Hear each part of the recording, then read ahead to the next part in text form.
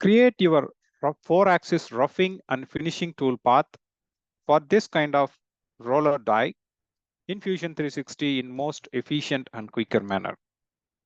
For this, go to the manufacturing workspace and find the milling tab. Under this, go to the multi-axis option, select rotary pocket. The rotary pocket contains to select the tool first. So here I'm selecting a 6 mm flat as my profile bottom is sharp.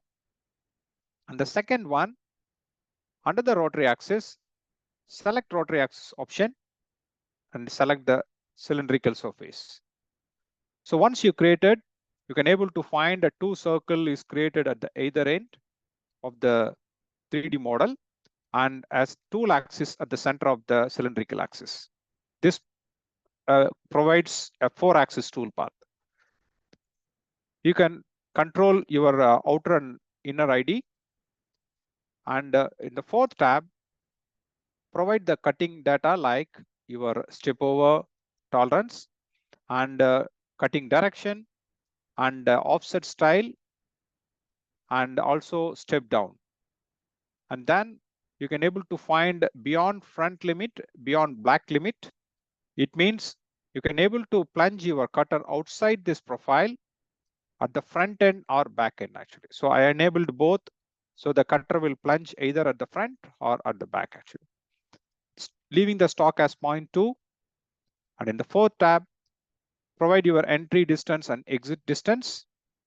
And in this type, my entry will be in a plunge motion actually. If you create the toolpath, you can able to find the toolpath created all over the roller die. And wherever it is possible, it will plunge either at the front end or at the back end actually. In some cases, it will plunge at the center. If you want to convert into a ramping motion, you can go back to the toolpath again. Under the last tab, you can change to ramping actually. So the next one is finishing, rotary contour. The similar manner, select the tool, select the rotary axis, and select the cylindrical surface. And in the 4th tab, you can able to find step down, and you can able to control the approach, whether it is want to be approach outside the part at the front or back.